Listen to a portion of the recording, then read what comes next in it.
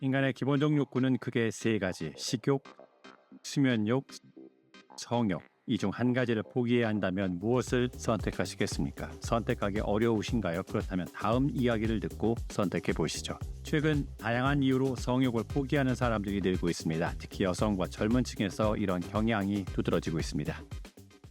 프랑스 여론연구소가 만 18세 이상 프랑스 성인 1911명에게 성관계 빈도를 물었습니다. 응답자의 약 24%, 그러니까 5명 중 1명 이상이 지난 1년간 성관계를 한 번도 갖지 않았다고 답했습니다. 이는 지난 50년 사이 가장 높은 수치입니다.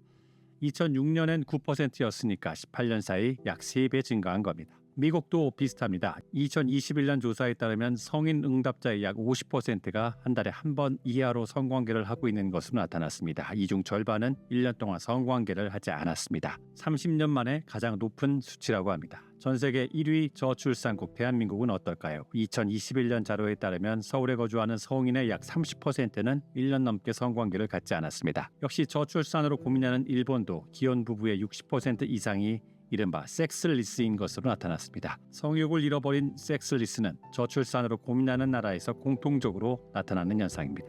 이쯤 되면 성욕을 인간의 기본적인 욕구에서 제외해야 하는 건 아닌가 하는 생각이 듭니다. 더 심각한 문제는 섹스리스 풍조가 젊은 세대에서 급격하게 늘고 있다는 점입니다. 원인은 크게 세 가지로 요약할 수 있습니다. 1. 사회경제적 스트레스. 치솟는 물가, 대출 등의 재정적 부담으로 인해 연애나 결혼을 기피하는 분위기가 조성되고 있습니다. 이는 젊은 층의 성욕 감퇴와 직결됩니다. 2. 소셜미디어와 OTT의 영향.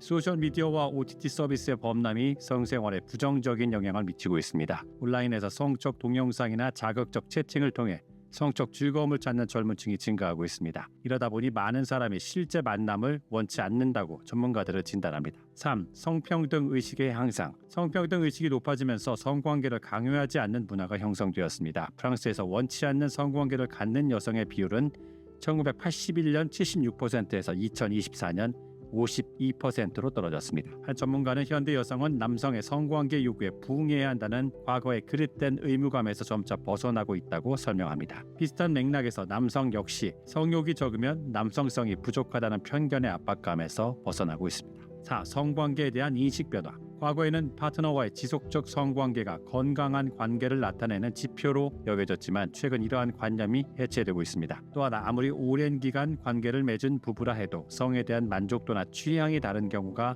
많다는 점도 영향을 줬습니다. 한마디로 의무적 성관계를 지지하지 않으며 규칙적인 성관계의 기준선을 지향하는 것을 권장하지 않습니다. 젊은 여성들 사이에선 남자와의 교제 자체에 회의적 시선이 강해지고 있습니다. 예를 들어 미국 코미디언 호프 우다드는 보이소보라는 운동을 주도하고 있습니다. 어린 남성을 뜻하는 보이와 금주를 뜻하는 소보를 합친 신조어입니다. 한마디로 젊은 남성과의 관계 단절 운동인데 단순히 성욕을 절제하는 금욕과는 다른 개념입니다. 건강을 위해 술을 끊듯이 안정적이고 행복한 삶을 살기 위해 여성이 남성을 포기하는 겁니다.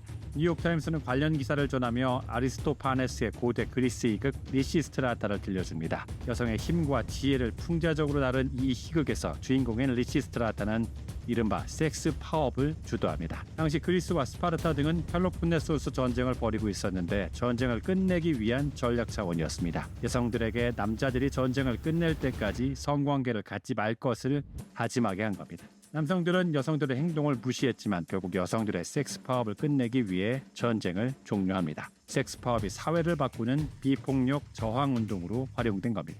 현대의 섹스리스 문화 역시 비슷한 맥락의 저항 운동일 수 있습니다. 섹스리스 현상은 단순한 개인의 선택이 아닌 현대사회의 복잡한 문제들을 반영하는 거울일지도 모릅니다. 이 현상이 지속된다면 인구 감소와 같은 사회적 문제는 피할 수 없을 것입니다. 이제는 개인과 사회가 함께 성에 대한 인식과 문화를 제고해야 할 때입니다. 성욕을 포기하는 것이 아니라 건강하고 균형 잡힌 성생활을 위해 새로운 해법을 찾아야 하지 않을까요?